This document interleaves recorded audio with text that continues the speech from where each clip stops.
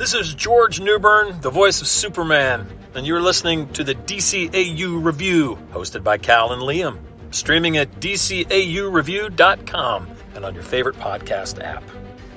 Welcome, everybody, to episode 363 of the DCAU Review. I am one of your hosts, Cal. With me, my good friend and brother, Liam. Liam, as we talked about last week, we decided to mark the landmark return to the silver screen by the Man of Tomorrow, the Man of Steel, the Last Son of Krypton, etc., etc., etc., with a very fun themed month that we kicked off last week by returning to the very first appearance of Superman in the DCAU. Really kind of the launch of the official DCAU, if you're counting with it here, and excited to pick up on week 2 of our theme month here with part 2 of where we picked up or left off with last week's review. Absolutely, very, very excited. If you're listening to this on the weekend it drops, hey, hope you like the movie, because it's out this weekend. We're certainly very excited about that. Might have, stay tuned if in fact you're listening to this on release day, we might have something else related to that very film dropping in your podcast feed soon. But yeah, definitely it's like the most excitement around the Superman character certainly that I can remember in like a really long time. I maybe wasn't as plugged into like internet discourse when the last Superman movie was coming into theaters, so I don't really recall. Like this feels like there's a lot of hype behind this one, and it feels like it's a good time to talk about our favorite blue clad superhero. His suit's blue. Like, I'm not going to split hairs. Technically, Batman's suit is blue too, I guess, but you know what I mean. Our favorite red caped superhero. There we go. That's less controversial, perhaps, but. Yes, we will. Yes, speaking of which, Last Son of Krypton Part 2. Sorry, I forgot what I was supposed to say. Thank you. I've only done 363 of these. That's right, exactly. Plus bonus episodes. So we shan't fault you for an occasional slip up, Liam. It happens to the best of us. But before, of course, we pick things up with week 2 of Super Fantaz Month. We will, of course, get the official IMDb synopsis for this week's episode, which, as we mentioned last week, was originally aired as a single made-for-TV presentation back on September the 6th, 1996, on the WB network. I believe it was shown in prime time, if I'm not mistaken, with its original airing there. So, yeah, excited to talk about Part 2, Liam, but before we do and get that official synopsis, we'll remind the good folks at home, if you would like to support the podcast in our favorite way to do so is at buymeacoffee.com/DCAU review. Head over today and check out your options there for supporting the podcast. Say, you know what, you're thinking of a particular Superman episode that you'd like us to maybe look back on. It wouldn't hurt to become a one-time supporter of the podcast. Buy us a coffee, buy us a Batarang, whatever you want to, whatever funny term that we're using this week. Buy us a piece of kryptonite. I don't know. No, that doesn't quite work. But whatever it is, if you want to sway us to potentially re-review additional Superman the Animated Series episodes, maybe you want us to look at other iterations of Superman. Hey, you want a Super Friends review? You want a more My Adventures with Superman? You got something off the wall you want us to review related to Superman? Hey, head over to buymeacoffee.com, support the podcast. That's a good way to influence us. Or maybe you just like what we do here and you want to become a monthly supporter of the podcast. We have 3 different levels to do so. Each level comes with wonderful perks. The grand level, our Super Friend tier, comes with the most attractive perks. Gets everything that comes with your other perks, but also gives you the opportunity to ask a question, which we have a question of the week from one of our supporters coming later in the episode. If you would like to join them, all you have to do is head over to buymeacoffee.com/DCAU review and support the podcast today. That's right. So this synopsis for The Last Son of Krypton Part 2 is written by Paul Dini and Alan Burnett, directed by Scott Geralds and Kurt Gaeta, with music by Michael McCuistion and animation by Coco and Dong Yang. And that synopsis reads as such. Young Clark Kent learns of his alien past, as well as his full power, and decides to move to Metropolis to be both reporter and superhero. Not factually inaccurate. No, Maybe not worded right, but it's all right. It's fine. It doesn't totally it's on the right track. Maybe could have used a pass through with a spell check or a sentence structure check. But hey, you got the job done. That's right. C minus. Agreed. Liam, we will pick things up where we left off. We don't even get a previously on because I guess these were usually just kind of all shown together during blocks of programming. I'm curious if this was ever broken up over a couple of Saturdays. If you remember a time where you kind of left the cliffhanger and came back to part 2 here, I'd be very interested what your memories are. Certainly tweet at us or send us a DM at DCAU Review on Instagram, because very much seems like this should have always been shown all 3 parts at the same time, but getting ahead of myself here. This episode picks up where we left off with our last episode, which is our young Kal-El in the rocket speeding towards Earth.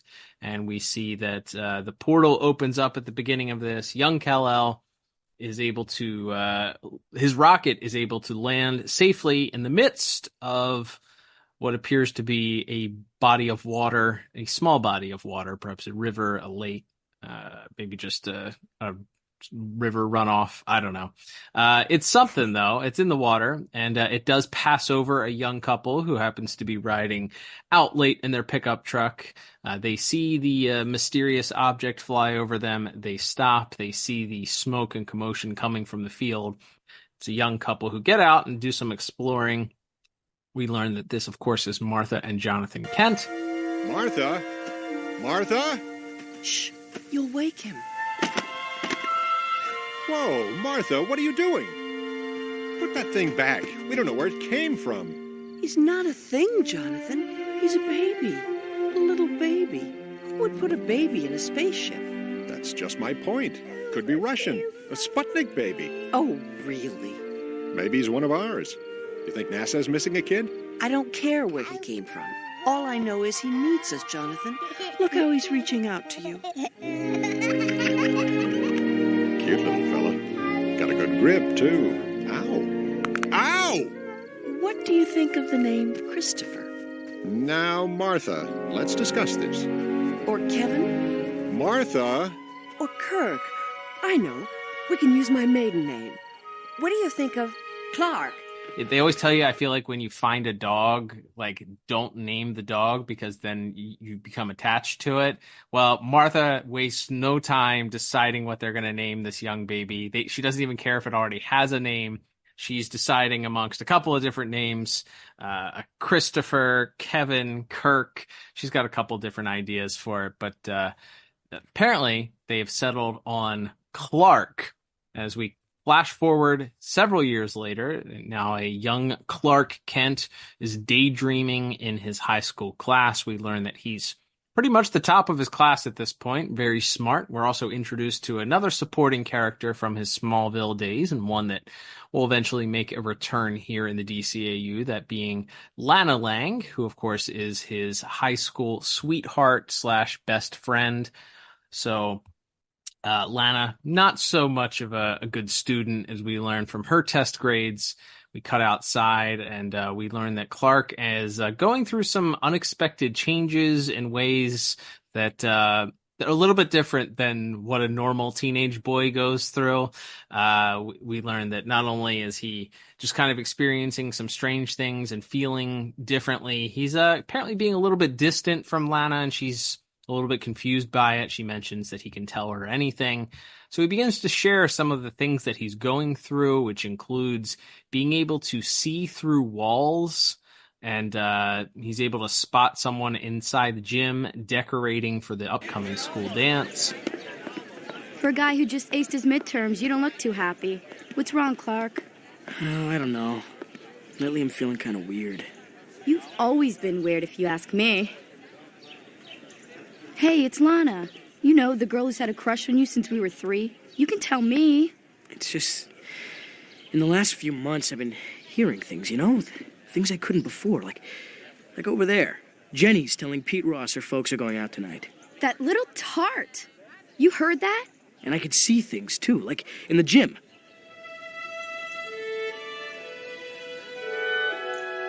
Miss Stevenson's inside, putting up decorations for the dance. Somebody should be holding that ladder. You're saying you can see through walls? So, how many times have you peeked into the girls' locker room, huh? Lana! I'm just kidding. Jeez. It's not a joke, Lana. I'm going through a bad time. I thought if anybody understood, it'd be... Listen. What is it?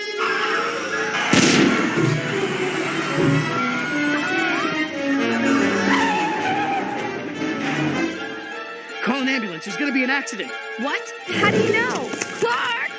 It's not Nuns and Dynamite this time. It's just like an RV and a pop tire off in the distance. His super hearing, as he mentioned just a couple of minutes before, he was able to hear a couple that was a couple of feet away talking about their plans for the evening. He hears off in the distance a exploding tire and races off. Before he goes, he mentions to Lana that she needs to call the police because there's going to be an accident.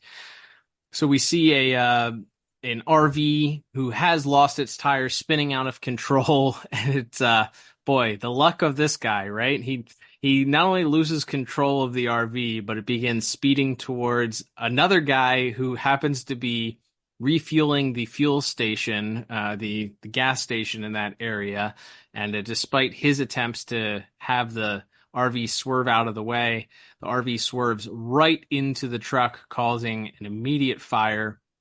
Clark is quickly on the scene there. We see him running quite fast to the area, and he's able to help the mom and dad get out of the RV. But just when it all seems safe, they realize that the daughter is trapped inside the back of the RV, crying for help. The flames are getting higher. Clark rushes back in, rips the glass off of the RV, and just as it seems he's about to pull her to safety, everything explodes all at once. The gas goes up in flames, and it seems like our hero and perhaps the young girl have met their fate. But then as the smoke and fire clears, we see Clark shielding the young girl, walking out of the flames with just his shirt burned. And that's when Lana arrives, and she remarks that his skin isn't even burned, which is certainly a bit odd based on the amount of fuel that just combusted in front of her. So we cut back to the Smallville farm, where we have a conversation that's going on between Pa Kent, Jonathan, and Clark at that point. Getting stronger every day, Pa. Hello? And that's not the half of it. Look. It's getting hot. All you did was look at it. I know. Yes, dear, I'll tell him. That was Lana. 3rd time tonight, Clark. Won't you talk to her? Oh, what can I say, Ma? I don't even know how it happened. Suddenly I was running faster than I've ever run in my life. I ripped the camper apart like it was cardboard, and the fire never touched me. I've always felt I was different, even before you and Pa told me I was adopted, but how was it possible I could do these things? I think it's time, Martha. Clark is confused as to what's going on. Pa knows at this point that they maybe have run out of time. As Ma walks out, Martha mentions that Lana has been calling for Clark and attempting to reach him, but he's just kind of too freaked out right now and doesn't know what to say. So Jonathan mentions to Martha that he thinks it's time and that they can no longer hide the truth from him. Clark doesn't know exactly what they're talking about, but we see them walk into the Kent barn and towards a rather large crate that Pa lifts the roof up, and let's just say the jig is up after this point. That's right. So we see teenage Clark get his first look at that shampoo bottle shaped spaceship that he came to Earth in, and his parents begin to explain how they found him, and that they pull out this little, it's like an iPad basically. the Kryptonian iPad is given to Clark. They mention that They're not quite sure what it was. They could never get it to work, but maybe Clark has the magic touch, and by golly, Pa Kent's instincts are correct. As soon as Clark touches it, we see the images on the screen begin to shift until it forms that very familiar S and shoots out a light onto his forehead. And we see that while Jonathan and Martha are not seeing anything, Clark is now being transported into a sort of hologram world in his mind, where he sees a message from his two birth parents who explain to him that he is in fact named Kal-El from the planet Krypton. Stop me if you've heard this before, that the planet has exploded and that thanks to the yellow sun of Earth, he will now develop new and spectacular powers. Clark, as a lot of teenagers, probably would not take this sort of news well. Has a little bit of a freak out in the moment there that actually punches one of the support beams in the barn right in half. Amazing, the whole thing. It's a well-built structure, though. Good on Pa for building a good solid barn, because he just punches clean through one of those support beams and it doesn't even rumble, doesn't even shake. So Clark is a little embarrassed and overwhelmed by it all, and so he runs out of the barn faster and faster, and he ends up coming to a cliff or a ravine or something, and begins leaping kind of back and forth over it. And when he finally takes one final leap, he doesn't come down, as he discovers his power of flight here. And we get a fun sequence we'll certainly talk about in visuals, where he kind of floats all around Smallville and begins to understand that, hey, maybe these weird new powers aren't all bad, and maybe there's something to this. So he arrives back at the farm and has a nice, sweet little group hug moment with Ma and Pa, as he sort of accepted his destiny. He just needed to get some fresh air, and now he's all good now. And from there we cut, presumably several years later. They don't hold our hand with specific time cues, but we can assume that this is at least 5 years later. Who knows? I'll leave the timelining up to other DCAU podcasts and YouTubers. But yes, we cut to the Daily Planet, where we see a news report that's playing on the TV from Angela Chen, as she describes this encounter that a young child had with someone she claims was an angel with big red wings. Metropolis can boast of many amazing sights. The country's biggest bridge, the world's tallest building. But now it may have its most astonishing sight yet. A guardian angel. Just ask little Denitra Evans. She saw him. I was fooling around the window when I lost my balance and fell. Suddenly this big blue angel with red wings came down and caught me. He put me on the ground and flew away. You should have heard my mommy scream.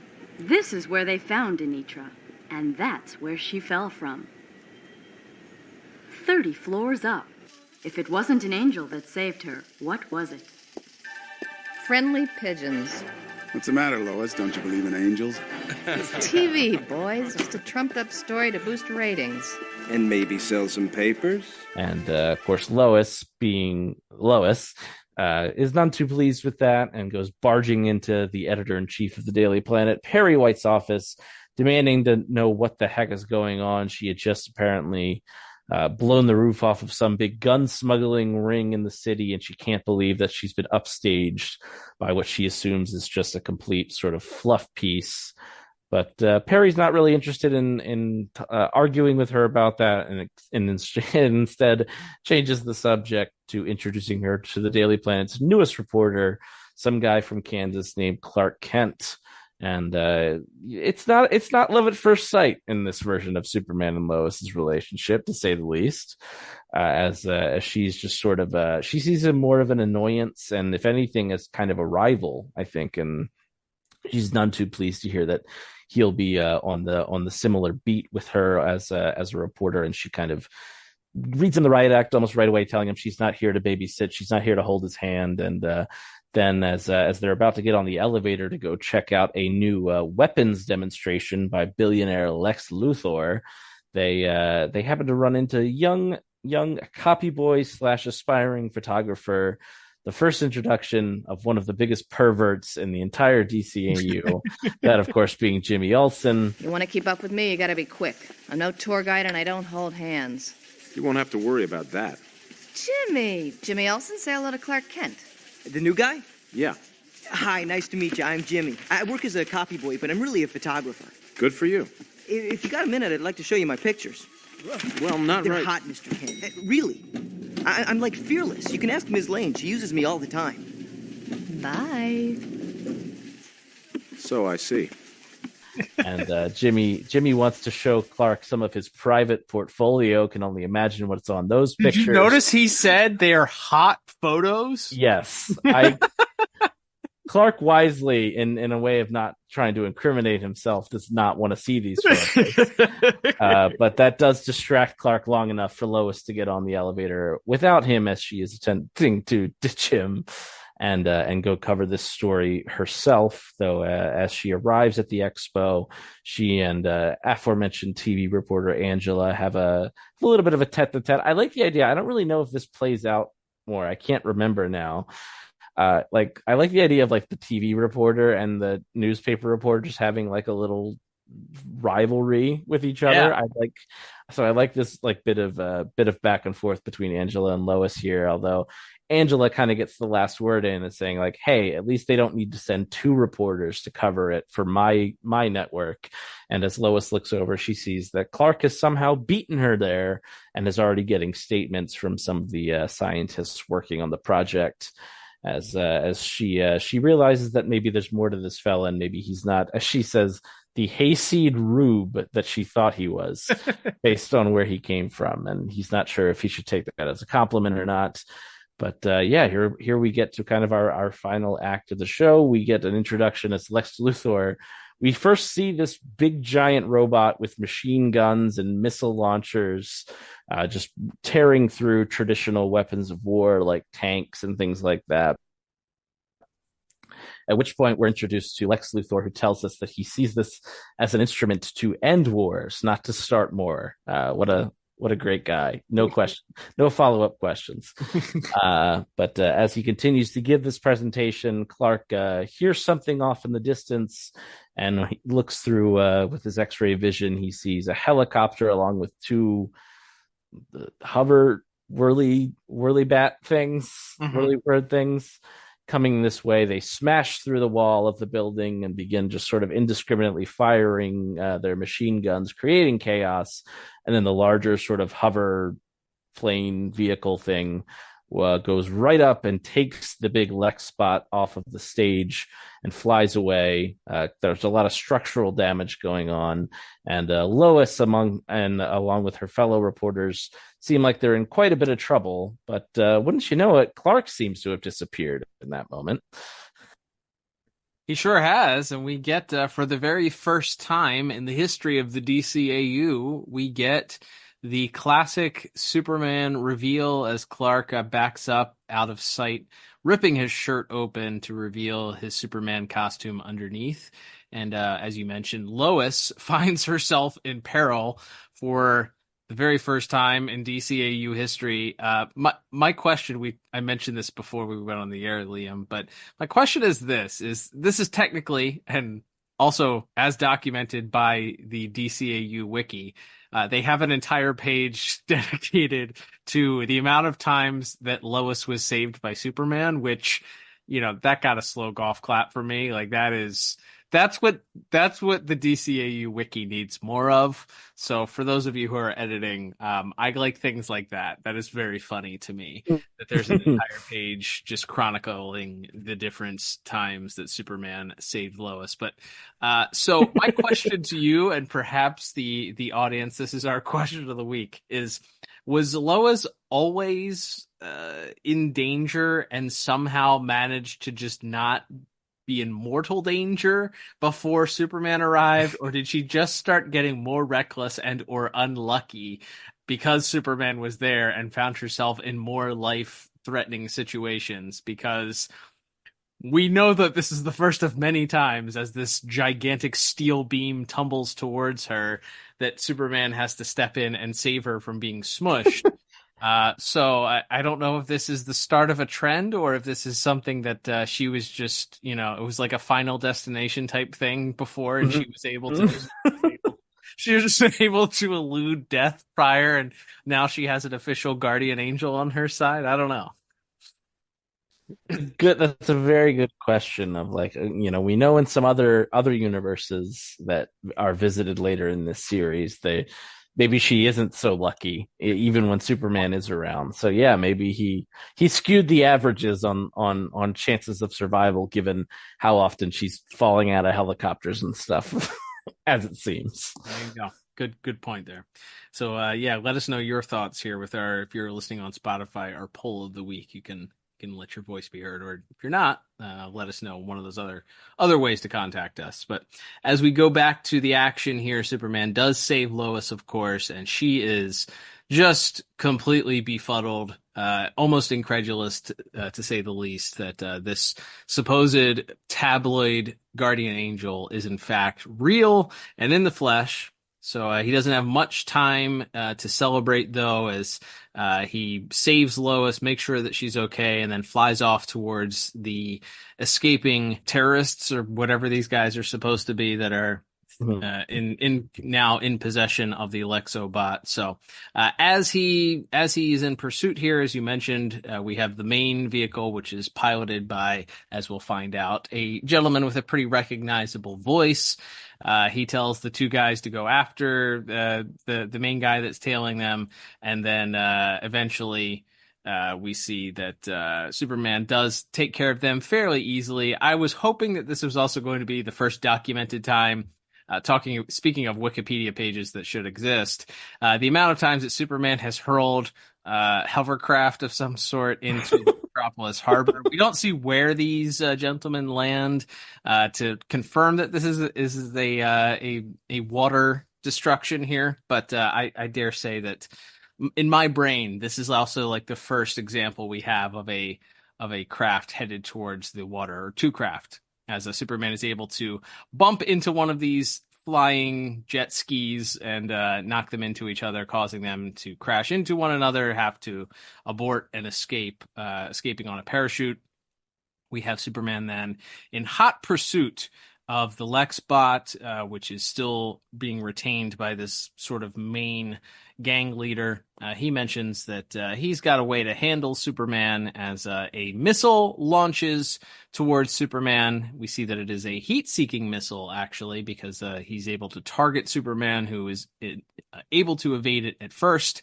And then as it spins around, he notices that the heat-seeking missile has left him. And in this case, it's not nuns and dynamite we have here, Liam. It's planes and missiles, I guess, is what we have instead.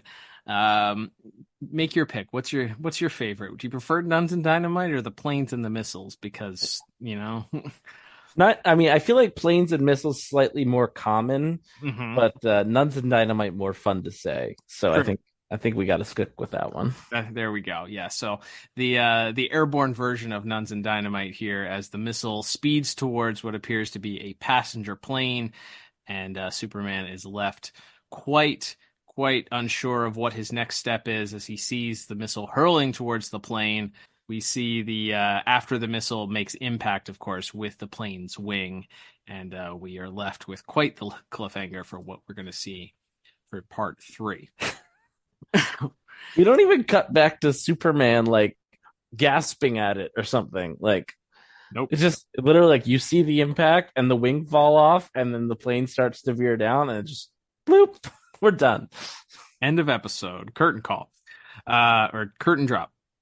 Yeah. So as you can tell, and I get the idea that you're probably on the same page, Liam, this is another one of those where, because it's split up into 3 parts, part 2 doesn't quite work as its own standalone episode. So I almost feel like it's a good thing that we grade everything as one single episode, and not that we could change our existing scores anyway. But this episode, if we did give individual scores for a 3-part episode, this would get like an incomplete, because it just does not really work as a standalone episode. Like, you have a little bit here, enough. Okay, we don't really know why the rocket is hurling towards, Earth, but, if you know anything about Superman, then you can kind of put two and two together, and, you get enough of his backstory here filling in, and then his debut. But it's really an awkward, as you mentioned, just kind of cliffhanger there, with not even a cutback to Superman to see him kind of shocked or dismayed. It's just like, all right, missile hits plane and we're out of here. Yeah, I think that's we talked about this when we did the World's Finest deep dive earlier this year. Broke that one up across 3 parts. Yeah, this is like, it feels like the middle of a story, and in a movie or a TV movie type setting, it works because you have you can have a little bit of a lull after the big bombastic Krypton blows up, and you bring everyone down a little bit, and you introduce the Kents, and you get to know Clark a little bit as a kid before he becomes Superman, and then you jump forward and you introduce all the Daily Planet cast and all of that. And you build up to that big first official reveal of Superman. But yeah, as its own episode, it's like, wow, it's a lot of people kind of standing around. I mean, we get little, like, young Clark saving the RV and then the bit of him flying around Smallville. But as far as, like, it's not very action heavy. It's pretty exposition-y of explaining, like, okay, here's how the Kents found him. Here's how he got his name. Here's him telling Lana about his powers, which is important for future episodes. And then, okay, here's him discovering how that he can fly. And then, all right, time to get to Metropolis. And then it's like, oh shit, oh crap, we're out of time. We can't, we got to cut to black, like, mid scene. Like I said, like, the fact that it didn't even cut back to Superman at the end to show his reaction or something. It's like, this is just a weird, it literally feels like you faded to black in the middle of a scene. And I'm assuming by the time these were, like, being finalized and in production, they likely knew, like, that this was going to all air for the first time as it's, as a standalone thing. So maybe they didn't feel like they really had to have traditional, act breaks and cliffhangers like you would for a normal 2-parter. But yeah, as it stands, it's like, it's kind of dull. Like, it's not boring, and there's certainly good stuff that we can zero in on. I like the characterization of the Kents here, and we'll certainly talk probably more when we get to voice acting, about just, like, how they nailed Lois Lane from, like, second one that she walks into the frame. But yeah, like, as a single episode of television, in a bottle without part 1 or part 3, sandwiching it's kind of dull, and then has a weird ending. Yeah, I agree. I think now I kind of understand, we're looking back at, obviously reserving our right based on how the finale goes, but that first part that we reviewed last week, we talked about how compelling that story was, how despite the fact that you had never met these characters, they are gone by the end of the episode, with the exception of Kal-El. The writers found a really great way of making you care about what was happening to Krypton, and especially Jor-El and Lara, and the way that, their love story sort of evolved over that episode. This one feels very much like, okay, we have to get from point A to point C here, with him being baby found in Kansas, in Smallville, to him being Superman, and we have to explain in a very quick amount of time here as to what that was like. And it's weird because, you don't even, I feel like Clark has this weird change in how he feels. Like, initially him explaining to Lana how he's not very comfortable with everything, and how he's kind of feeling reluctant to talk about it. And then he goes through this really traumatic experience where he saves this family, and he's even more kind of pushed into his shell in feeling about, that he might be an outsider. Something's wrong with him. Something's different about him. He's uncomfortable with that. And then that's really driven home with this idea when he finally gets the Kryptonian talk box in his hand and finally gets the full backstory for him. But that is very quickly washed away as soon as he learns he could fly. Like that part feels like we jumped. We just kind of cut out a whole bunch of stuff in between.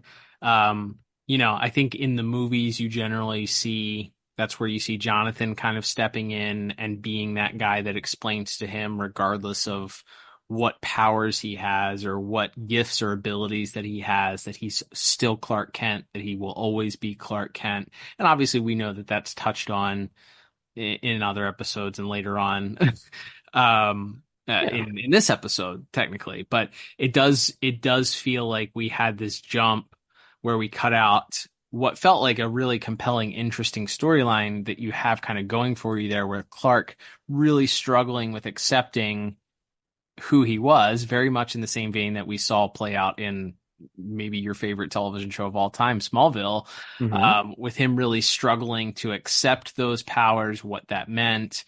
And obviously in a 66-minute movie or whatever this is, technically, I understand you're pressed for time. Well, it's not 66 minutes. It's 66 minutes, I guess.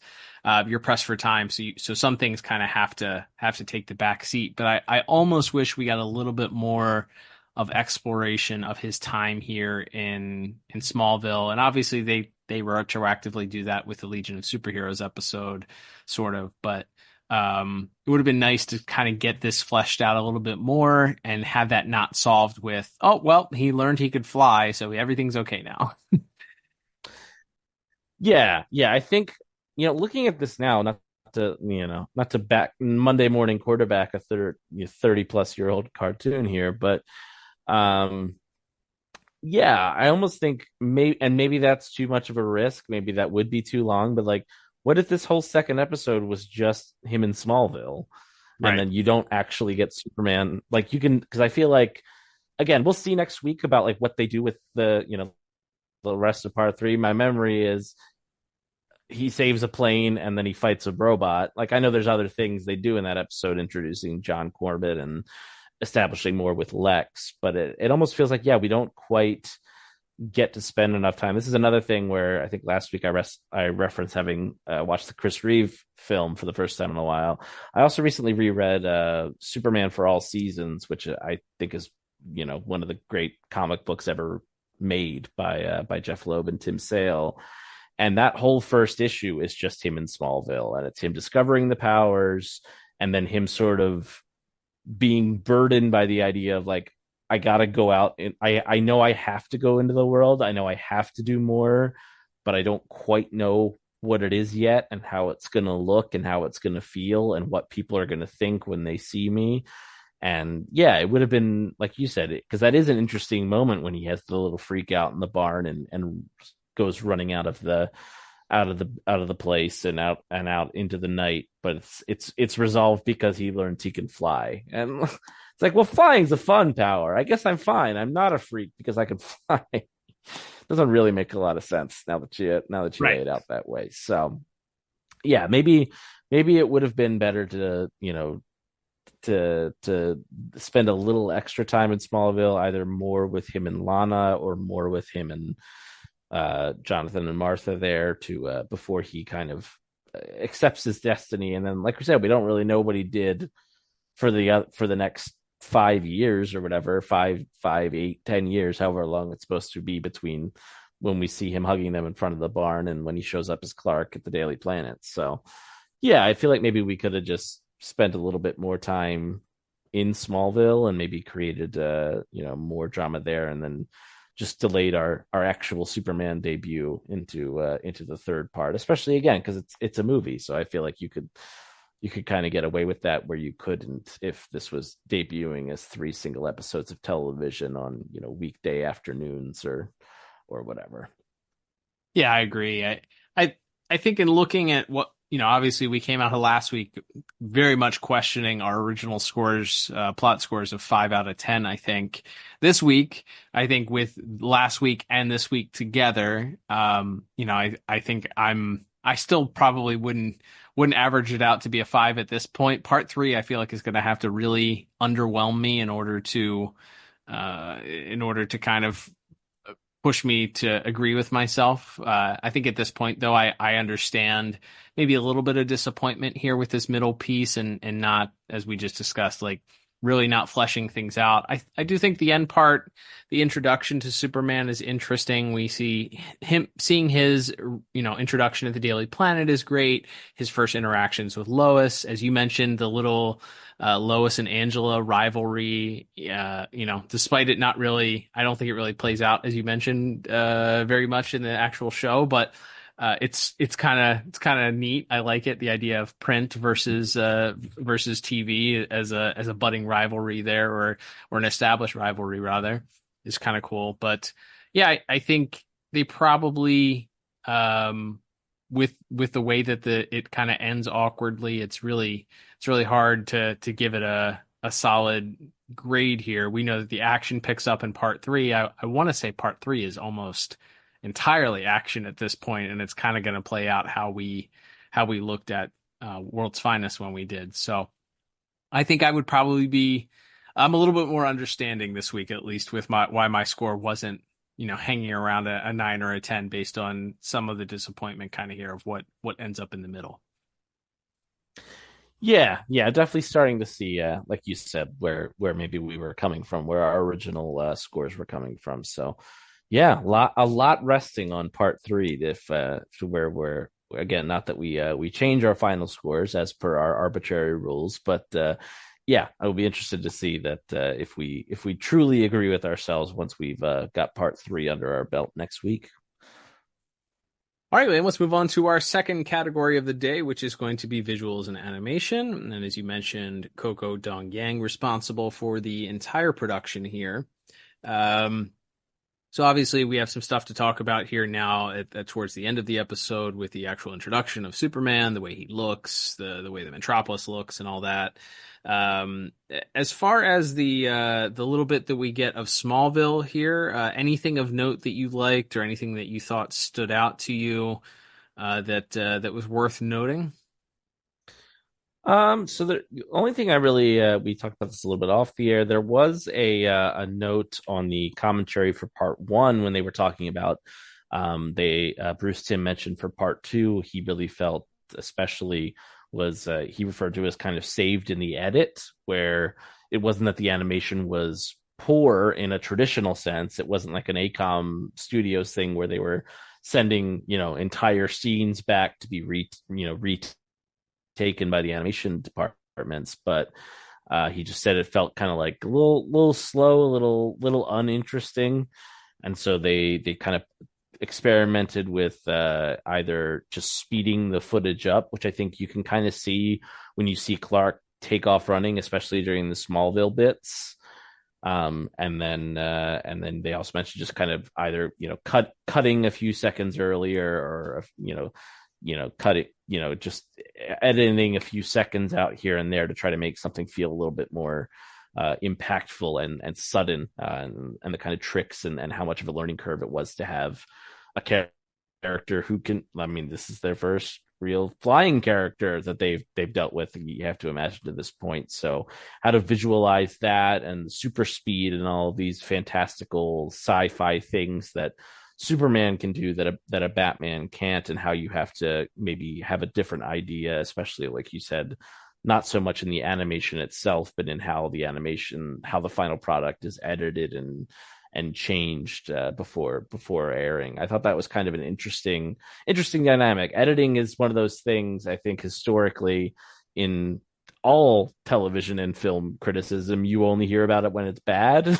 Mm-hmm. Like when it's like constant quick cuts and zooms, or or something that you know, people love to like make compilations of movies that are like terribly edited or terribly shot or whatever. So I was like, yeah, I can see that. I can see, you can notice the footage is sped up, I think, if you go back to it.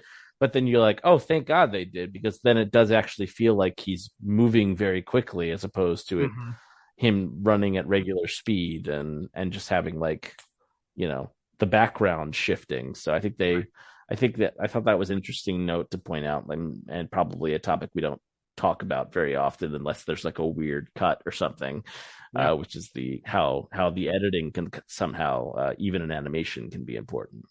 No, you're spot on there. It's interesting that you mentioned that, because I don't. Before we talked about it, it was not something. I just assumed that it was something they did on purpose, because they were still trying to figure out how to make him look like he was moving faster. You know, obviously later on we see they just kind of do the blur thing, or you know, that they'll find out some kind of animated stretch and pull where they're kind of make him look a little bit moving faster than everything, or what have you. But yeah, in this case, it's I guess it was more mandatory than anything, based on what they were looking at as far as the animation was concerned. The sequences, interestingly, I think those sequences, the one particularly where he saves the family from the fire, I thought that one was great. And I feel like that, I think the sequence where he walks out of the fire is mirrored. I think it's later in this episode, right? Where he walks out. I think there's a shot of him walking directly out of the flames, maybe after the explosion of the Lexbot. I think it's this episode. I guess we'll see in part 3.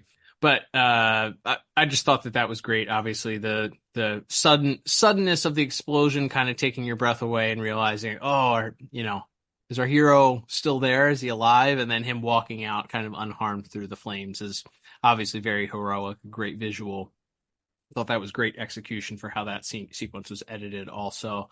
Despite the fact that I felt like it kind of moved very fast, I do like the sequence of him learning to fly, him kind of just running away to, you know, essentially running away from his problems in that sequence, and then him finally taking flight. I thought we get a little bit of homage to the Fleischer Superman, where we just kind of get a leap over, able to leap tall buildings over a single bound, or in a single bound. You know, he jumps over that little canyon from one hill to the other, and then ultimately stays afloat there. So a nice little tribute to Superman's past with that look.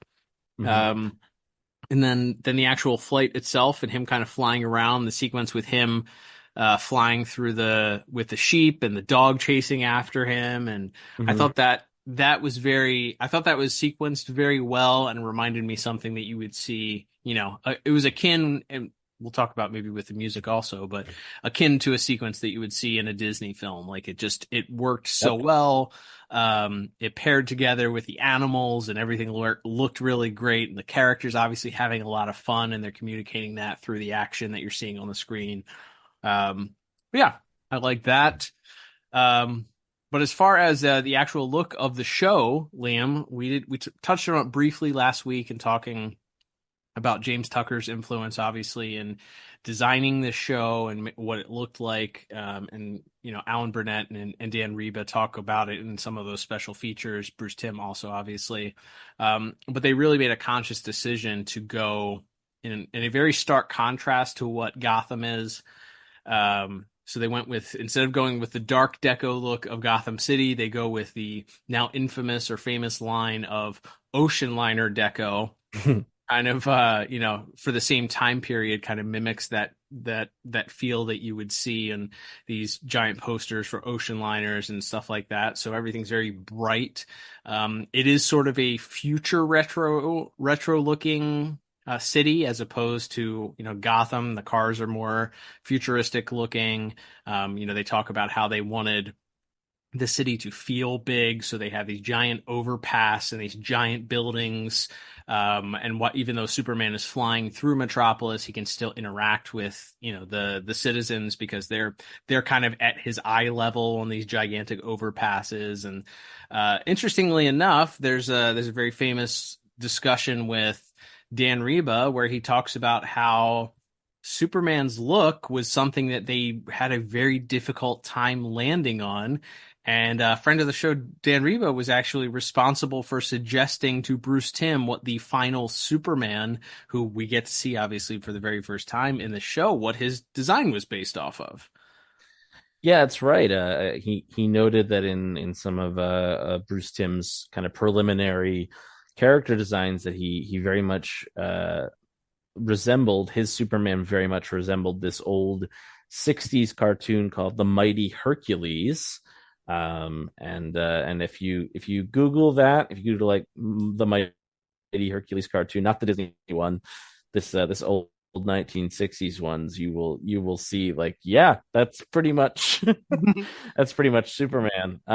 Superman the animated series, Superman for sure. Like you could just see like the very squared off, very, not a lot of lines or detail in the face, that kind of stuff. So of all things, again, we talk about some of the stuff that the more obscure the reference, the better, I think sometimes that these guys could pull out. And yeah, Dan was kind of the one that he showed that to, was able to find an old tape and bring that into Bruce Timm, and the rest, as they say, is history. Yeah, it's interesting because we get so little Superman in this part. I think all of like the iconic shots of Superman are mostly from part 3 when I think of this episode. So I do love, that we do get the first, as you said, where he opens the shirt and you see the S for the first time, other than the show intro, which also has that in it. But yeah, I like that little bit. There's just like little flourishes they do. I think it is interesting because in this modern era, that's always another kind of tired internet meme, the idea of Clark Kent being a disguise that would fool anyone. It is a lot less drastic than, say, like Christopher Reeve, like really, other than the spit curl, the hair doesn't really change. He doesn't really change his posture. So it's really all, I think, in his vibe where the change has to come. And I think if anything, so it's interesting seeing, the way Clark kind of carries himself and has a little bit more, maybe a little, he's not quite the square kind of super nerd that the Chris Reeve version played into very famously. So I always think it's interesting to see that, but at the same time, it's like, yeah, he's inconspicuous. I feel like that's why this Clark Kent works. It's like he's kind of, he's just like, even though it isn't as much of a physical change between the Superman and the Clark looks, other than the glasses, it's like, yeah, I think it still works. Like it still doesn't feel like the same guy when Lois looks up and we kind of get that shot of, we see her reaction to Superman before we see Superman, which I think is a really cool touch. And then you see him sort of standing there holding up the metal beam in all his glory there. And it's like, yeah, that doesn't feel like she would immediately twig that it's Clark. Like, because of what he's doing, because people can't do that yet. Like there aren't fastest men alive and Green Lanterns and things running around yet. So like a guy doing this, of course you wouldn't immediately go, hey, it's my friend, it's my new coworker. Right. Like, and then also, yeah, I feel like it's more in like sort of the posture and things like that. Like, so it's a lot more subtle, I think. So that might be another action item to like, do people prefer a more dramatic, distillation between Clark and Superman, especially in the physicality, or not. But I think it kind of works for this one, just because Clark seems so unassuming when you meet him, even as like he's like fixing his tie and things like that. So it kind of I feel like he plays it differently enough, just in his general like physical vibe, even though he's not tripping and falling over himself and things like that, like the some of the other versions are. Yeah, and I think, going back to the plot a little bit, I guess, but having Lois immediately just kind of disregard Clark and really kind of dismiss him and really not be interested in him and kind of see him as this albatross around her neck to have to show around, and then for him to essentially upstage her and start getting quotes before she's able to at the spot and all that stuff at the Lex ceremony. I feel like she's just, her annoyance level just would be blinding enough right there where she just isn't able to put two and two together also. Obviously their relationship changes throughout the show, but there's always sort of a budding rivalry there. So for her, I think to your point, seeing her coworker as this person, her general opinion of Superman as we see is one of attraction and certainly respect and reverence and appreciation and all of that we see throughout the show. Whereas Clark is just like, she's kind of annoyed with him. She likes teasing him. It's more of a brother-sister relationship. So there's almost these metaphorical glasses that are blinding her. So the fact that he's kind of looks like Superman doesn't ring true to her. So yeah, I think that's a very good point in the delineation between the two. A couple of additional things I'll just mention here. I think the look of our terrorist group here. I didn't love the hover bikes. I thought that was, I don't know, kind of weird. I know that, again, we're doing future retro stuff here, but they're essentially, like I said, flying jet skis, which I just didn't love as a concept. The G.I. Joe plane that John Corbin is flying is interesting for sure. It has a giant magnet on it, essentially, that keeps the Lex bot attached to it. So that's kind of interesting, but I guess the Lex bot is an interesting design because that's something that was used in so much Superman promotional material, despite the fact that it is just in this episode. There were little mini like PVC figures made of it. It's in a lot of the promotional artwork and the standard show Bible clip art and all of that. Well, as far as scores go, we talked about last week. We were very high on last week's episode. This week, I don't think this week did anything to damage it. Obviously, there's a little bit more exposition, a little bit more downtime, but I think the action sequences, especially with the Clark saving as a teenager and Clark saving as Superman in Metropolis, and then the chase sequence with him flying and trying to get the robot back. I think there's enough action in here to probably maintain a pretty high score for me. The only thing that I would say is a knock, which was driving me up the wall, was there was probably like 5 or 6 instances, it felt like, where they had up close shots of both young Clark and adult Clark's eyes, and the whites of his eyes kept showing. My thing was, don't show the whites of, unless there was like a rule that like if it was a super close-up shot, you could show the whites of his eyes. But for whatever reason, that is always disorienting for me when you get a close-up shot. It's just something doesn't look right with Superman having the whites of his eyes in a DCAU. Yeah, it is pretty strange. I did have that in my notes. Yeah, my only other things to note were the ET shot of him jumping in front of the moon. Yes. Is great. I don't think I had ever twigged, like, it's so obviously the most famous shot from a very famous movie. When I saw it this time, I was like, how did I never notice this was ET? Like, it's an alien flying and floating in front of the moon in silhouette, and I was like, oh, of course this is ET. Like, I don't know why it hit me like a ton of bricks today, even though it's like the most obvious thing. But it is a great shot. Good pull. So I wanted to make an extra note of that. But yeah, I liked that, and there's, I think, some there's some good hashtag Cape movement in that final scene when he's flying after the hovercraft as well. So yeah, it's certainly not as bombastic as part one, but yeah, there's still some really cool stuff. This Superman is also the svelte, skinny Superman. This is not the buff, barrel-chested Superman that I like. That I think is when we get is it TMS? I think really loves to do the big buff Superman. This is definitely the more svelte, like skinny, ripped guy. Yeah, I guess on one other note, I will say there's an old Wizard magazine interview with Bruce Timm where he mentioned that, as you can imagine, given the time this was coming out, I mean, it debuted in '96. Obviously, that means it was into production in probably late '95, if not mid '95. of course they talked about giving Superman long hair. We could have had mulleted animated Superman. Just think about the ripple effect that would have caused if he had long hair in this show. But wow. Would he have we had the Would if he had short hair in the Hereafter sequence then with Vandal Savage? Very good question, right? Because then it would be like, how do you change his look? You gotta maybe by Justice League.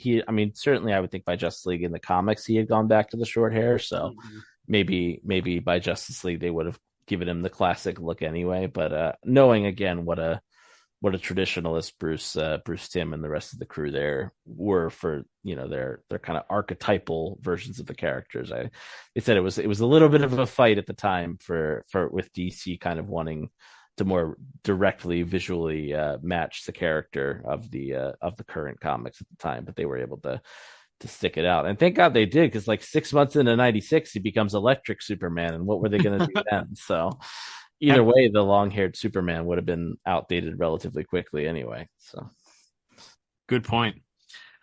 All right, Liam, let's move on to our next category, which is going to be music. And I believe credited for part 2 is Michael McQuistion for the music. So let's go ahead and chat about the music. And I will say, I mentioned that sequence with Clark flying and how it felt very Disney and theatrical. I think that sequence and the music that surrounded that made me feel like this was a cinematic type experience when it comes to this track. Like this part very heavily kind of settles into that. There's not exactly a general theme till we get to Superman's reveal, obviously. But there are some really thematic elements that are used, some intense pieces that are used for that, for Clark trying to save the young girl from the RV fire. We see, some more the sound of Clark coming to the realization as he's watching this hologram of his parents explain to him who he is. There's some more ethereal type of music that's played for that sequence. But for me, I think the standout outside of the debut of our Shirley Walker Superman theme, I think is that sequence where he's kind of flying, jumping, and it really changes. As we mentioned, we might not have been as big a fan as how quickly the mood changed, but it does go from this overwhelming, dark feeling of him not understanding what he's going to do. He's running away from home seemingly, and then it kind of just goes off as he leaps. It kind of goes off on this, climb towards being a happy, exciting, heroic type feeling. And then as he gets to fly amongst the sheep and the dog and all that stuff, there's some good play there.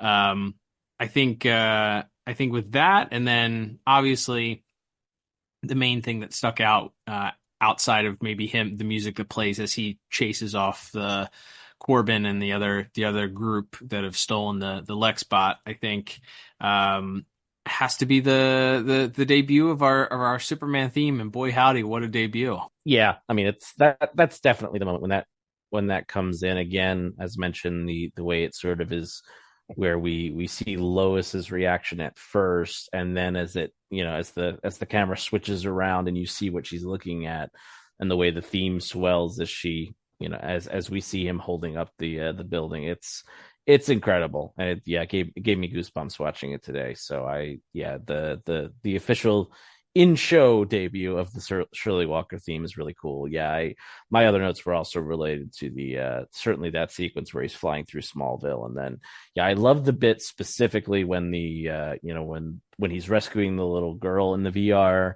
and the explosion goes off and Lana runs up and the girl's parents are there, and he sort of slowly walks out of the fire with her in his arms. I thought that musical swell there was really incredible as well. Certainly the Shirley Walker Superman theme for the first time certainly gonna pull focus as it should. Yeah, absolutely. So I don't think there was anything again that would necessarily bring a score down here. I think that there was more that kind of helped almost carry some of those sequences, maybe that we were a little, at least provided a reinforcement for the emotion, I feel like, in the heaviness of the conversation and the realization that he's not of this planet, and then him kind of going to the point of acceptance, and then of course the heroic debut of our big boy in blue. So yeah, some good stuff from Mr. McQuestion. All right, Liam. Well, that will bring us to our final category of the day, which is going to be our voice actors and actresses. And once again, we have mostly the first half of the episode. It is kind of some familiar names, certainly. Some people that end up returning to this show, some people that end up returning to other shows. And then ultimately, of course, we kind of settle on in with a bunch of the characters that we're going to get to know very well here in a little while. So pretty big list of people here on our IMDb, I feel like. Yeah, we'll rapid fire through a few of them here, but playing one of the other evil pilots, we have Charles Howerton. Apparently, the official name of those things is Whirlies, because that he is referred to as the Whirly Pilot. Aha! So that's worth mentioning, I guess. We also have Miracle Vincent playing Denitra Evans, the young. Actually, she's both little girls. We see she's the little girl in the RV, and then also Denitra Evans in the girl who is on the news, having been rescued by the mysterious Blue Angel off screen. We have Kelly Schmidt voicing young Lana Lang. This and the return to Smallville in the Legion episode are her last two voice credits, so did not stay in the industry much past year. She's good. She kind of has like a weird quality to her voice. It's like there's the raps to it for a second, where I was like, I think Mila Kunis would have been like 10 when this came out, but I kind of thought like she kind of sounds like Meg from Family Guy to me. So I had that in my head during her performance. But I like her, and we'll talk about him a little bit later. But the how she bounces off of the young Clark is fun, and again, something you kind of wish you could have seen more of. But yeah, elsewhere we have another alum, DCAU alum, Dorian Harewood, who of course plays Dan Riley in The Forgotten, Batman the Animated Series. And as we always have to mention, he was Taft in that one episode of The Tick. So, but yeah, he's playing Ron Troop, one of the other Daily Planet reporters. I feel like this might be the only episode where he has like a voiced line. It's like he's in the background of like every episode, but I don't ever remember him speaking besides this one. It's a good question. I think DCAU Wiki says he has lines in The Hand of Fate too. But okay. Well, I've blocked that one out. So. Yeah, fun to hear his voice always, and anytime we get to mention Taft, is well worth it. Absolutely, and then we have the voice of Dot from the Animaniacs is here briefly as Tress McNeil. She's voicing a couple characters. She's, I think, the little girls. She's the teacher. She's the little girl in the RV's mom. And then she's also the presenter, the LexCorp voiceover lady who's demonstrating the LexBot. So again, Warner Brothers royalty, like voices from Animaniacs or Pinky and the Brain or some of those things. Of course, she was probably already in the building that day, and they just brought her over or something. But but yeah, always funny when you see someone, you're like, oh, this person's like really famous and talented as a voice actor, and they're just doing these weird little background roles. But again, that's as we often talk about, the genius of Andrea Romano, knowing that she had these versatile actors in her Rolodex, so to speak. Elsewhere amongst our Daily Planet and news reporter cast, we do have DCAU alum Lauren Tom as Angela Chen. As mentioned, I really like the kind of back and forth with her and Lois. I wish she got more to do. Mm-hmm. But yeah, we have George Zunza as Perry White. Of course, we just talked about him a couple of weeks ago when we talked about Scarface and the ventriloquist. Really good Perry White. Like, he doesn't get a lot to do in this series. He's kind of just always being like, get me a story. But as far as just like a no nonsense boss character, like, perfect. Yeah, no, it's great. The little back and forth that he has with Lois introducing who Clark is, and he has to kind of react to this awkward moment where she asks Perry if the new guy is cute, and he has to kind of tell her that he's right behind her in that moment. Is kind of great. I thought there was it kind of, again, it's a very small bit, but the part where Perry's looking out the window, visually it's very interesting because you get the reflection of Perry kind of looking out the window. He's just giving exposition about, why they're going to visit this LexCorp Laboratories site. But yeah, always great to hear George Zunza in his voice in a DCAU cartoon for sure. Absolutely. And then speaking, we already talked about that no good pervert Jimmy Olsen, with no offense intended to his voice actor David Kaufman, of course, making his debut here. As mentioned, he has that humorous and potentially incriminating scene with Clark in the planet. But we'll get to some of our bigger players here. We do have Shelley Fabares as Martha Kent, and we have Mike Farrell as Jonathan Kent. Mr. Farrell, probably best known for his work on MASH. He's Captain BJ Honeycutt on that show, but has been a working actor for years and years, and a producer on several things as well. And then Shelley Fabares, probably maybe best known for her role in the Donna Reed show, as well as on the show Coach. So some good solid network television stars here. There is something kind of quaint, I think, about this Ma and Pa Kent. Like everything they say is in kind of the same tone of voice, but I kind of feel like it works for this version. I don't know, like there's not a great deal of inflection or change, especially I feel like in Mr. Farrell's voice. But I always think he's got a certain warmth to him as Pa Kent, and them getting to go back and forth. I think especially in that first scene where they find baby Clark in the ship is a lot of fun. No, it's great. It's it is kind of cool to hear them interacting. I like that that Jonathan, immediately you can tell that Martha's the one who makes a lot of the decisions, that he kind of has to go whatever Martha says goes, and he's immediately sees what she's up to when she picks up this baby, and it's communicated in her voice.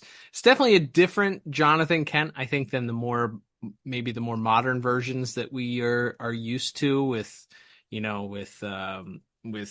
more of a stoic paternal figure that is there to be the wise sage to Clark. Obviously, certain times that's he's not even living. He doesn't get to live past Clark's teenage years in some instances. So the fact that this one's he's just kind of there. He's just kind of warm and kind of nice and friendly. And then of course Martha is kind of seemingly fills in that spot to be more of the sage bit of wisdom, and is there to, as we'll see in the next episode, and in later in the DCAU, a warmer, always there to give Clark an encouraging word and kind thing to say. So, but they play off each other very well. You get the general idea that they are a real couple. So it works out pretty well. Good casting, of course, by Miss Romano again. Absolutely, and we do briefly get Finola Hughes as Lara, and Christopher McDonald as Jor-El, or at least as hologram message answering machine versions of themselves here, as they give their little speech to Clark as well.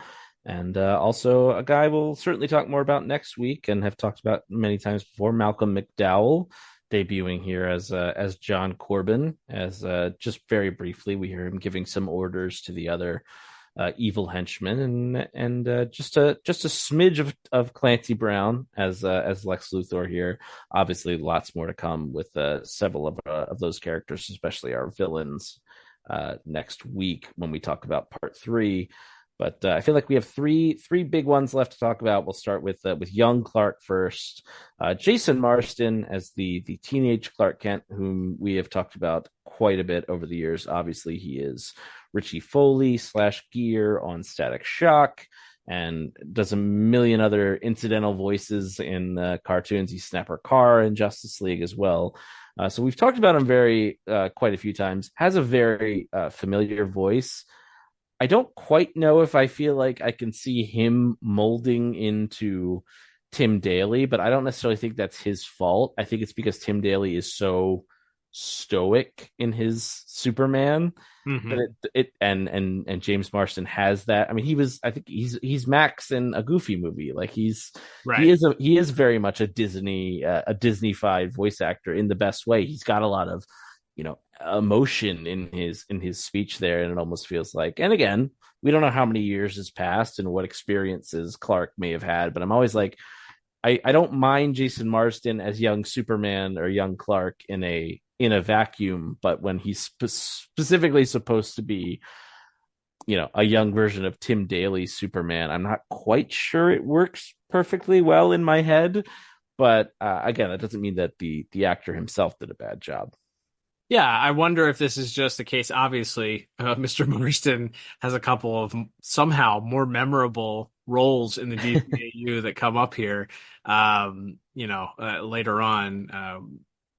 So I wonder if this is just a case where, because he had that Goofy movie role and was obviously very talented, was able to play younger characters, that's somebody that they felt comfortable could carry those lines and show that emotion and still pull off sounding like a teenage character.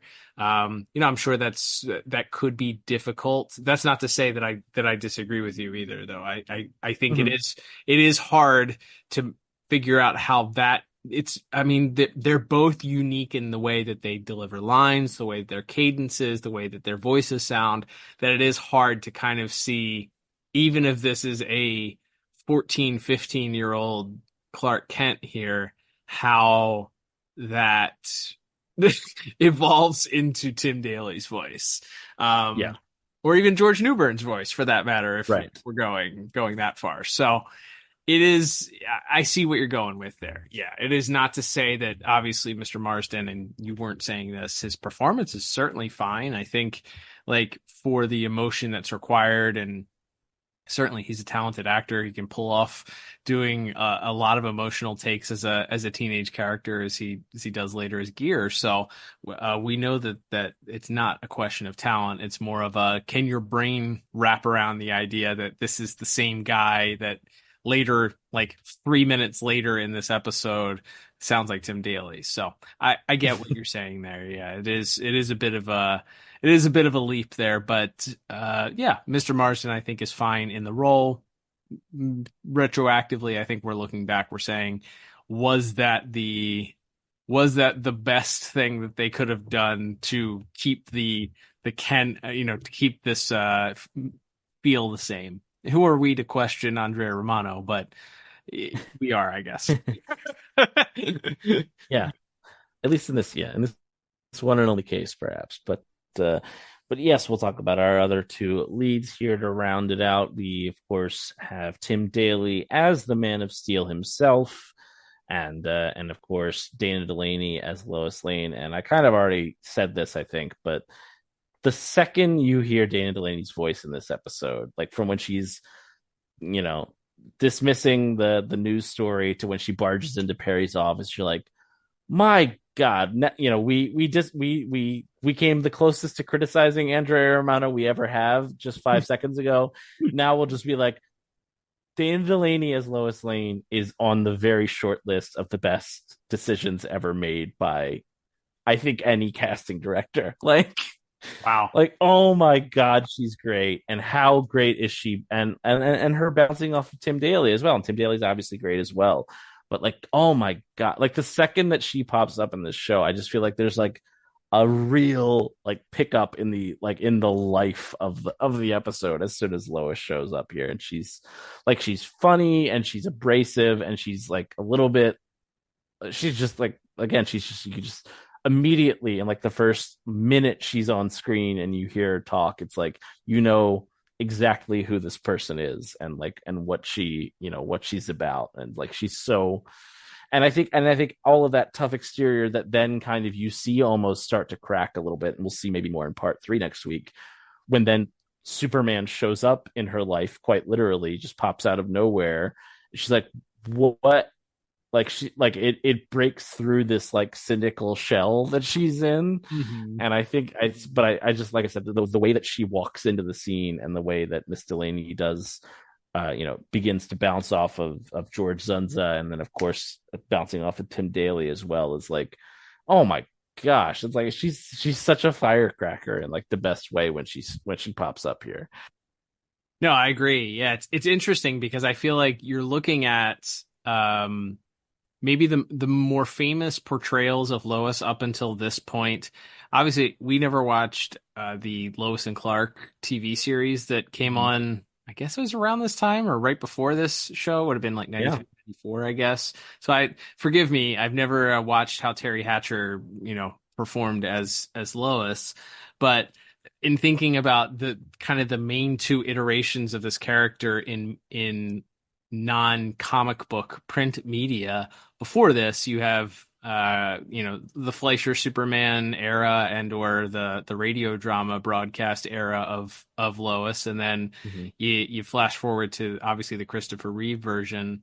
They're a very different type of Lois. I mean, they're different in between the two of them, but then the Lois I feel like in the Christopher Reeve movie is very much, I mean, they very much lean into the damsel in distress. Yes, she's a reporter and she's able to kind of handle her own, but she is, she's kind of a mess. She's kind of nervous. She doesn't know how to spell things correctly. Like she's just kind of all over the place, and a little bit of I feel like a hurricane at times of just like kind of chaos. Whereas this one kind of is more akin to the when they kind of rebranded Lois, according to the wiki page, it's more akin to the John Byrne Man of Steel version of Lois, who is this tough as nails, kind of self-sufficient, no longer the damsel in distress that needs, Superman to save her all the time or Clark to be her rock. She's a modern woman who is who don't need no man, as they say. she is self-sufficient, she's confident, and she feels like she's a go-getter. Obviously we see she starts this kind of budding rivalry with Clark, who she sees as kind of moving in as potential rival to her in print. She has this rivalry with Angela Chen with broadcast news. We see her going back and forth with Ron and the other reporters who are chiding her also. So she's kind of portrayed as this, strong, heroic character in her own right.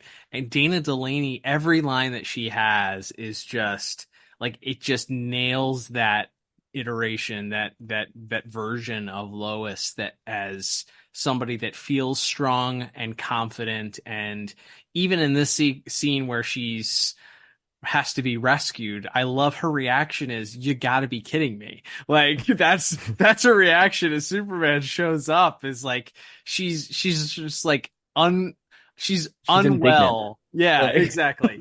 Indignant that that this guy has to save her, that this story, this rumor is actually true, like that she is going to end up being wrong and may have to eat her words.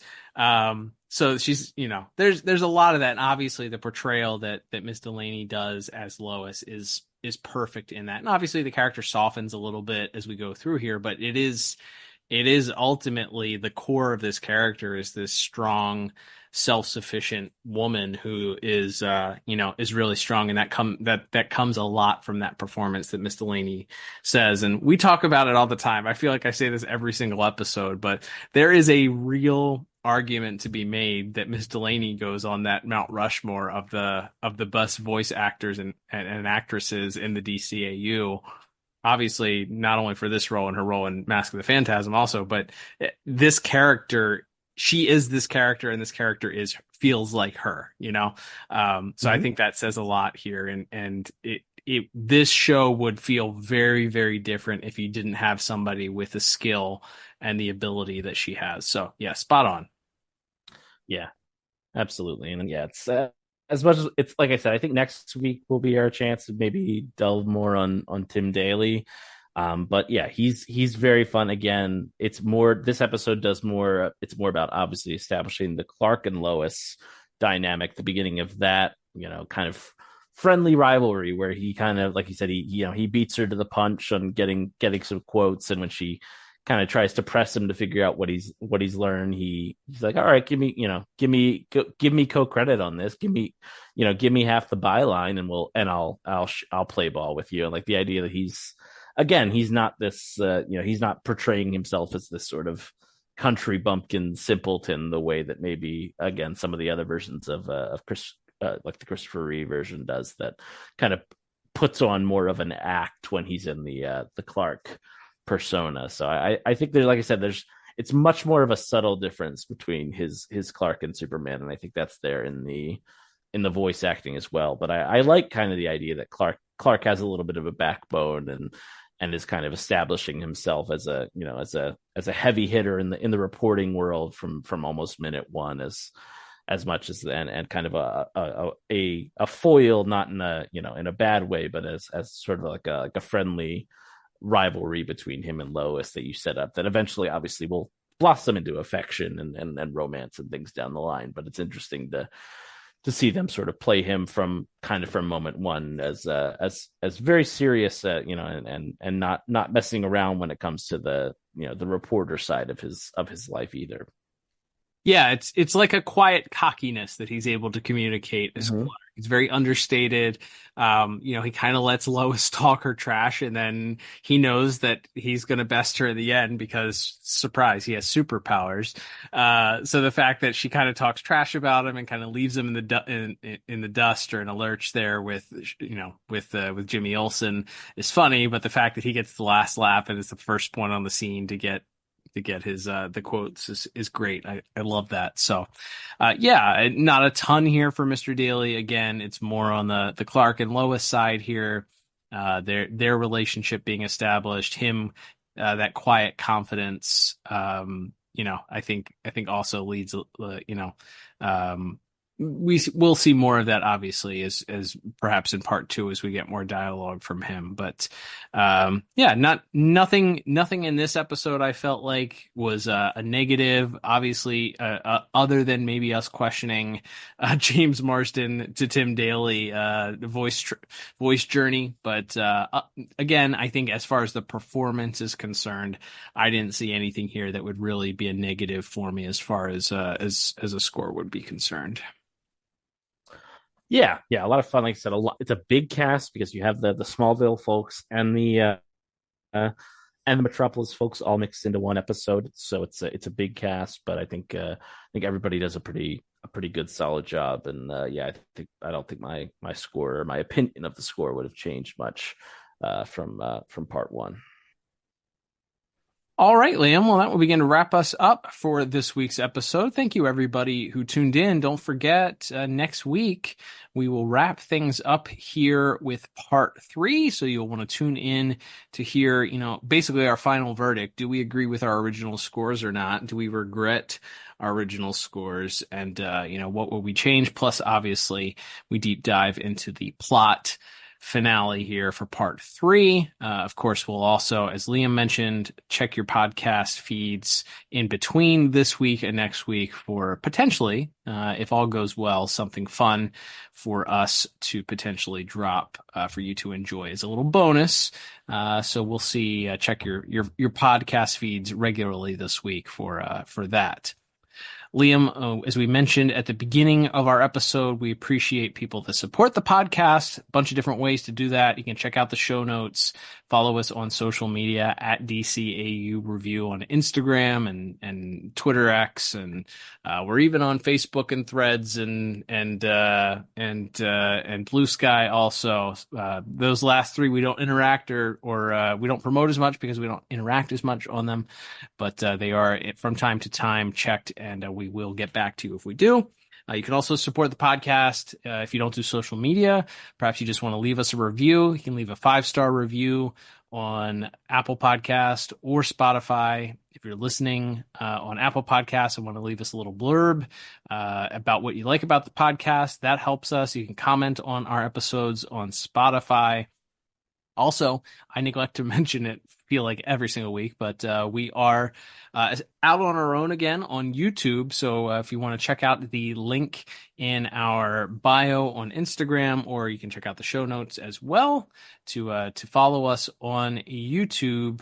If you listen to us there, maybe you consume podcasts there. We also put up reels there. So if you're anti-Meta /Facebook/Instagram, you can consume some of our funny little shorts there on YouTube as well.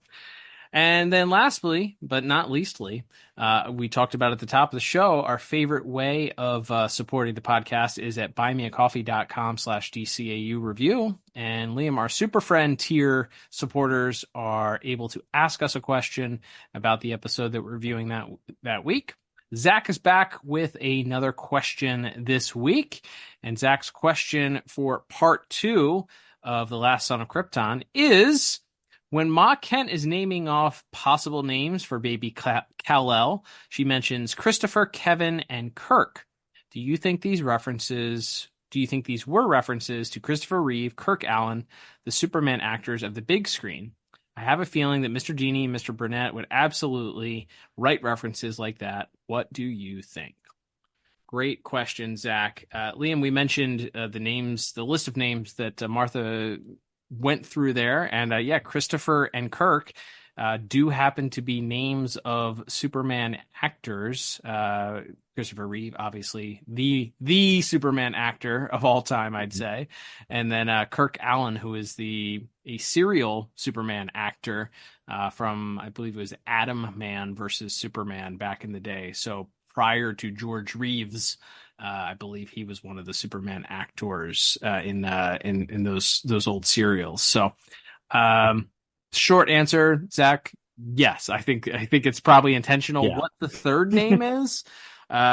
She says Christopher, Kevin, and Kirk. So who does Kevin reference is my question.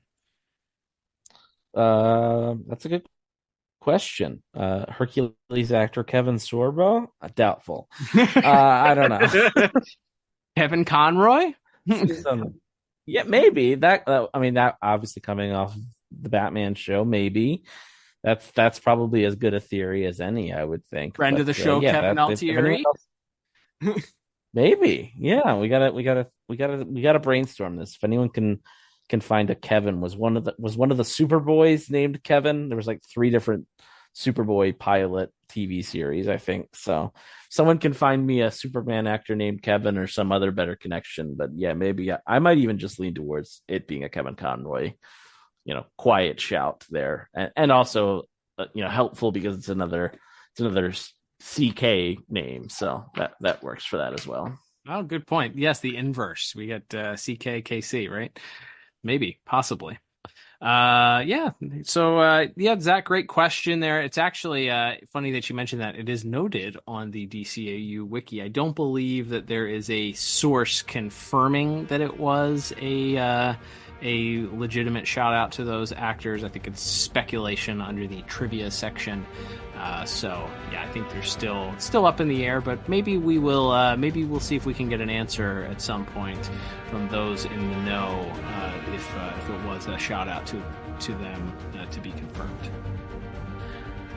All right, Liam. Well, that will bring us to the end of this week's episode. Thanks everybody for tuning in. As we mentioned, next week is the exciting conclusion of The Last Son of Krypton, and I cannot wait to take a look as what happens to this plane that just got shot with a missile. I have to wait a whole other week to find out. It's gonna be great. Yeah, absolutely, can't wait to discuss that and see where we ultimately come down across this 3-part extravaganza. Gonna be great. But until then, I'm Cal, and I'm Liam, and we will talk to you on the next episode of the DCAU review. Super Phantasmonth will continue.